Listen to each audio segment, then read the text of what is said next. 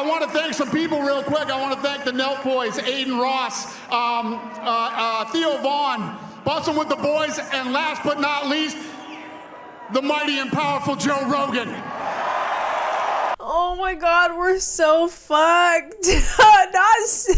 Not Aiden Ross, Milk Boys, and Joe Rogan. Are you serious? Trump just did his victory speech a couple hours ago, and we're going to watch it and react to it. So welcome in. Make sure you like, subscribe, comment for more videos like this, and let's get into it. Frankly, this was, I believe, the greatest political movement of all time. There's never been anything like this in this country, and maybe beyond.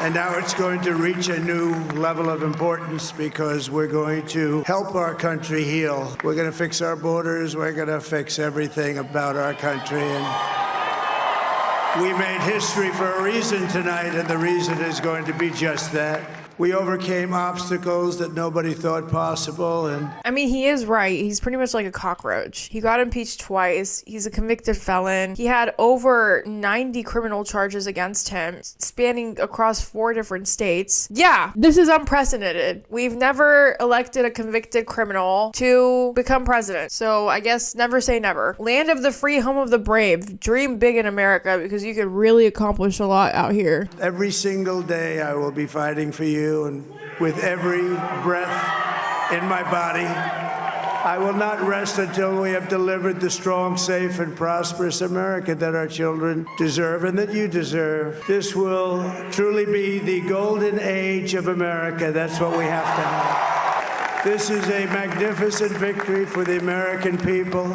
that will allow us to make America great again. Oh. In what time was America great exactly, and why do you think it was great? I'm just curious, because if you're talking about the 20s during the flapper era, honey, we had segregation and slavery. Like, I don't, that's what really creeps me out. Like, which era are you talking about? We also have won the popular vote. That was great. Very proud of that. Honestly, Donald Trump already has a crazy ego on him. Like, he's a little narcy. I think everyone knows that. He's a little narcy. He has a little crazy ego on him. Okay, we all know that. Do you understand how emboldened he's gonna be now? Because he's gonna be like, y'all tried to impeach me twice. Y'all tried to assassinate me. Y'all tried to take me to court on multiple felony charges in 4 separate states. Y'all convicted me of a felony. Y'all convicted me of being a sexual predator. And I'm still back, bitch. Like, he's really like a cockroach. And honestly, for someone that already has narcy tendencies and is like not a good person and has a huge ego, like, yeah, this man's gonna be crazy emboldened. He's going to feel comfortable. And also, he can't run again. So like, there's really no incentive for him to listen to quite literally anything because he's gonna be out anyways. America has given us an unprecedented and powerful mandate. We have taken back control of the Senate. Wow, that's good. And the Senate races in Montana, Nevada, Texas, Ohio, Michigan, Wisconsin, the great Commonwealth of Pennsylvania, were all won by the MAGA movement. They helped so much. And in those cases, every one of them, we worked with the senators. They were tough races. And it also looks like we'll be keeping control of the House of Representatives.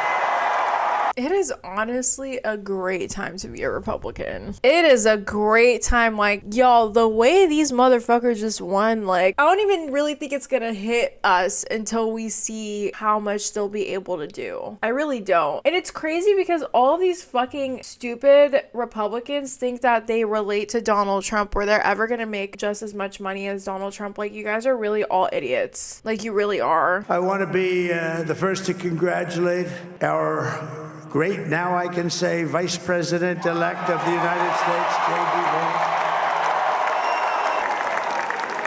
And he is a feisty guy, isn't he? You know, I've said, go into the enemy camp. And you know, the enemy camp is certain networks. And a lot of people don't like to, sir, do I have to do that? He just goes, okay, which one? CNN, MSDNC? He'll say, all right, thank you very much. He actually looks fun.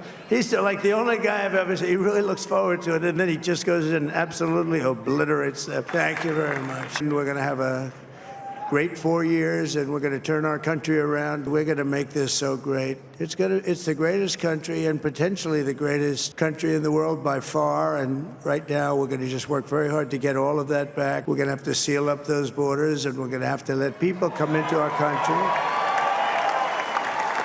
We want people to come back in, but we have to let them come back in, but they have to come in legally. I don't know if you guys knew this, but Elon Musk was previously an undocumented immigrant for quite some time until he got his full paperwork. He overstayed his student visa, I believe. So when his own best friend was an undocumented immigrant, what's the difference? Do you like him because he's white and he's rich? I'm confused. Like, the hypocrisy within this party is just so astounding. And honestly, I really try to hold the same amount of hate for all of them because they're all trash. But for me, like, it's absolutely embarrassing that Usha is standing up there acting like she fucking belongs. Like, babe, they're never gonna accept you. They're never gonna consider you white. They're never gonna consider you one of theirs. Like, I know you're like, this is my man, I'm gonna stand behind him. That's embarrassing as fuck. Like, I just don't know what else to say about that. You know what I mean? Let me tell you, we have a new star.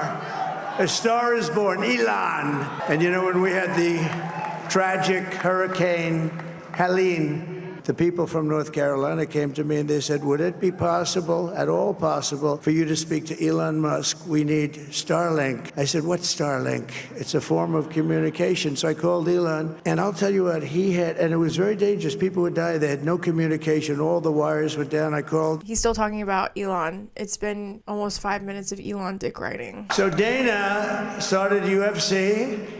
And came to me, do you mind if I use your... Nobody wanted to give him a rinse because they said it's a rough sport, a little rough. And I helped him out a little bit, and I went, and they said, this is the roughest sport I've ever seen, but I began to like it, and he loved it, and nobody's done a better job. And you know, he's a very motivational kind of a guy, what he does. I'd like to ask Dana just to say a couple of words, because people love to hear from him. Nobody deserves this more than him, and nobody deserves this more than his family does. This is what happens when the machine comes after you. What you've seen over the last several years, this is what it looks like.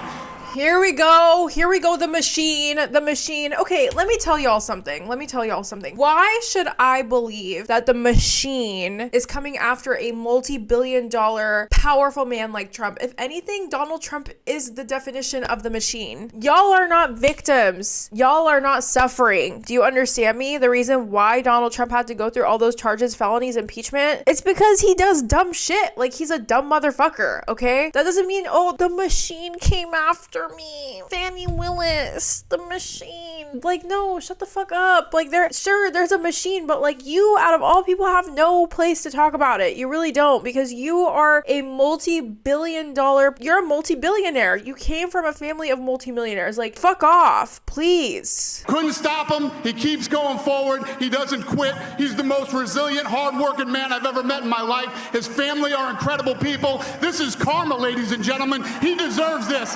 They deserve it as a family.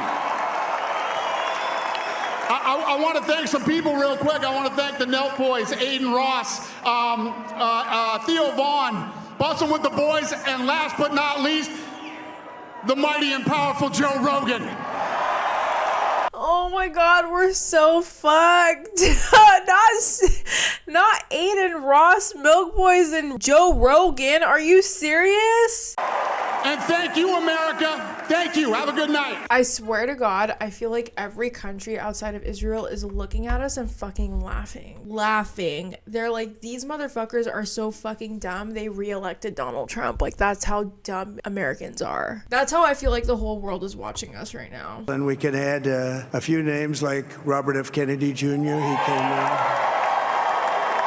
And he's going to help make America healthy again. Robert Jr. believes that all vaccines give people autism. That man is a full-blown pseudosciencer. He's completely anti-medicine, absolutely. He's problematic when it comes to health, absolutely problematic. Not a good person. Like, he's very uneducated. Like, and yeah, we can sit here and meme about it, make funny YouTube videos about it. Ha ha ha. RFK Jr. went up and said that all vaccines make people autistic. But like, this is a problem. RFK Jr. should not be anywhere near healthcare whatsoever. Like, he can babble on with Jordan Peterson about whatever he believes in on some subsection of YouTube, but like in reality, he should not be anywhere near medicine at all. We're going to be paying down debt. We're going to be reducing taxes. We can do things that nobody else can do. Nobody else is going to be able to do it.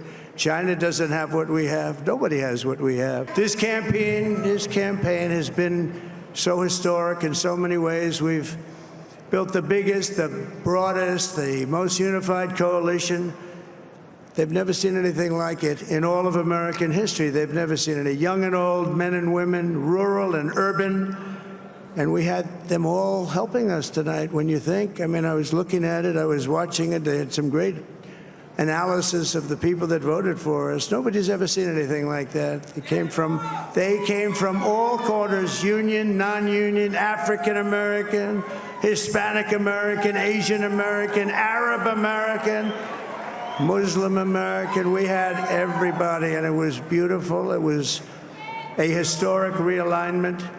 I'm not gonna lie to you, like, I just found out that 2 of my close friends voted for Trump. To be fair, we do live in California, so their vote doesn't really matter in the grand scheme of things, but it's very disheartening. Like, it's very disheartening because I think people have this false sense of he's going to help the economy when in reality he hasn't really proven anything to do that. Like, you can cite his 2016 success with the economy, but he inherited that from Obama. It wasn't what he built and created, and he doesn't really give Obama credit for that, right? But like, I don't know, I just think a lot of people are hurt by the Biden administration, and they feel like the Democrats don't deliver what they promise. And historically, whenever the economy gets bad, historically the votes do trend Republican. That's just historically like a trend, usually when the economy is bad. But I don't know, the whole thing is just sad. Here's what I think should happen. I think that we need to give ourselves a healthy amount of time to mourn, right? Like, take a day or 2 off if you can afford it, you know, just take some time, go touch grass, do whatever you need to do. But I really think that people need to start organizing from the ground up, meaning locally, right? I think that a lot of people start organizing when it's time for elections, but what we don't understand is that the Democrat or Republican establishment as a whole isn't going to save you. And if you're depending on white people to save you, they're not going to save you. Historically, white voters are basically the ones that pick out the president, right? Because they're the biggest voting bloc. Now, Bernie Sanders was obviously able to court a lot of different people from a lot of different backgrounds because progressive policies, when it stands alone, is very popular, right? When you talk about workers' rights on its own, when you talk about repro rights on its own, when you talk about, okay, people need to make a livable wage on its own, people love that. People are for progressive policy when it's on its own, right? And so I think that the way we need to move forward is I'm gonna need every single one of y'all to start organizing, not just when it comes to election time, but outside of election time too. A great way to do that is you can join your local DSA chapter for that. So that stands for Democrat Socialist Party. So they work under the Democrat umbrella, but they're socialist. And so they do a lot of really cool stuff. I donate to them every month. You can even join their meetings, and they do a lot of local organizing. They also pick out a lot of local politicians that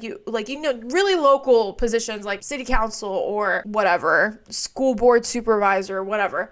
There's also the Working Families Party that's really cool too. SEIU is more when it comes to workers union. But if we want to organize, we need to organize locally. And local community mutual aids, absolutely. You need to start doing local work, because if you just come in every 2 years and you're like, hey, it's the midterms, everyone get out and vote. Hey, it's the general election, everyone get out and vote. We're not going to change, right? Like, these kinds of, like, the systems that we're under. And I'm going to be honest with you, Republicans, the way that they just got elected, for the next 2 years, if we don't flip the House or Senate during the midterms, in the next 2 years, they're going to be able to get a lot done in not a good way. They're going to be able to roll back a lot of queer rights. They're going to be able to roll back a lot of repro rights. They're going to be able to roll back a lot of general climate protections and whatnot, climate change initiatives. And so what we need to do is make sure that we're locally doing our part so that we don't just depend on these presidential elections. It is for us to be put in this position where we can really help our country. That's what we're going to do. We're going to make our country better than it ever has been. And I said that many people have told me that God spared my life for a reason. And that reason was to save our country and to restore America to greatness. And now we are going to fulfill that mission together. We're going to fulfill that mission. All right, so I'm very surprised that he didn't go on rambling sessions throughout that speech, because usually he rambles and gets really off topic, which he did when he started talking about Elon. But, you know, I'm going to be honest with you, I'm not that surprised. I think a lot of people in the Democrat establishment, especially on Harris's campaign, thought it was going to be a close race, but she was going to win. I think anyone that looked at the polls objectively knew that she was going to lose. What I do think was a bit of a blow to me was how badly she lost. I think that was a terrible loss. I think it was one of the worst losses for Democrats in a very long time. And I think there's a lot of things to blame for that. I think that obviously racism is very alive in this country for sure, but I think there's a lot of other aspects as well. She refused to listen to Muslim voters, which were a huge voting bloc, especially in very key swing states like Philadelphia, Georgia, and Michigan, namely Michigan. I think that the red pill movement, when it comes to content creators like Sneeko, Aiden Ross, that kind of people, have really been able to do a huge political shift when it comes to the younger generation of men from 18 to 29. And they also voted for Trump by a majority when you're talking about white men specifically, not black men. So that's also a huge part of it. But also, you did not listen to your voter base. Kamala Harris did not listen to her voter base. She was also only given 3 months to campaign. So I don't know if it was Joe Biden's stubbornness, if it was the DNC fault for not letting him step down, but 3 months to campaign and not even being able to primary a candidate, that was a huge fucking mistake. That was bad. We should have been able to primary a candidate and brought in the popular choice, not someone that tried to run 4 years ago and failed miserably because she was polling extremely low when she first tried to run. She's not a popular candidate. But also going beyond all of that, there's this issue with I'm gonna parade around Liz Cheney and I'm gonna be really proud of this Dick Cheney endorsement, and I'm gonna have Bill Clinton come to Michigan and lecture people about Judea and Israel. Yeah, none of that was a winning strategy. We tried to tell y'all. None of y'all fucking listened to us. You know what I mean? So there's a lot that goes into play here. There's a lot of shit that went wrong. There's a lot of things that the Harris campaign did that really confused me. I was like, I don't understand what the strategy is here. I don't get it. But also at the end of the day, Americans have the memory of goldfish. They look at Biden, they look at the cost of living, and they're like, you know what? Bad cost of living equals to Biden being a bad president, when in reality, the cost of living went up across the world. If anything, globally, comparatively to other countries, we are doing pretty well. Other countries like Iran, which is under embargo, or different countries like Turkey, their inflation went really up. The locals can't even afford to buy meat and different things like that. I mean, it varies from which country you're in, but this whole conversation about inflation, it's a global conversation, and it started after COVID because the economic impacts of COVID have been huge. But none of y'all are ready to have this conversation. You're short-sighted as fuck. You look at, you're like, gas prices are high. Okay, Donald Trump is going to be able to fix that, when we haven't seen any proof of that whatsoever. If anything, he ballooned up the national debt by seven times what it was prior to when he first stepped into office. So I don't necessarily know what is going to be our future as a nation. I think that the devastation this is going to leave for the nation it's going to take a very long time for us to come back from this, because we're going to have a very conservative SCOTUS for the foreseeable future. We're going to have Donald Trump pass these insane laws for the foreseeable future because he has a full-blown Republican cabinet. And the difference between Democrats and Republicans is that Republicans get shit done. Regardless of whether you like what they get done or not, they get shit done. They say they're going to do something, they do it. Democrats, on the other hand, were able to codify Roe v. Wade the first 2 years that Obama was president, or at some point when Obama was president for 2 years. And they didn't do it because Obama was too scared. He was scared that he wasn't going to get reelected. So at this point, Donald Trump doesn't care. He has 4 years left. He's going to do it. He doesn't really care if he gets reelected or not because he can't. And I don't really know what implications this is going to have for our country, but obviously it's going to be really bad. The last 4 years that Donald Trump was running and ran and won and was president for 4 years, he wasn't able to do a lot of the stuff that he wanted to do because he had a lot of people in his cabinet who believed in checks and balances, who held him accountable. One of the most notable ones was Mike Pence on January 6th. Donald Trump was like, don't give them the election, and Pence was like, no, no, there's a constitution and I believe in it. That's not going to exist. The people that are going to be in the White House are going to be MAGA, full-blown extremist cultists, because that's what the fuck you elected. So are those checks and balances going to be there? I don't think so. No. All right. Thank you so much for watching my YouTube channel. Make sure you like, subscribe, comment for more videos like this, and I'll see you next time.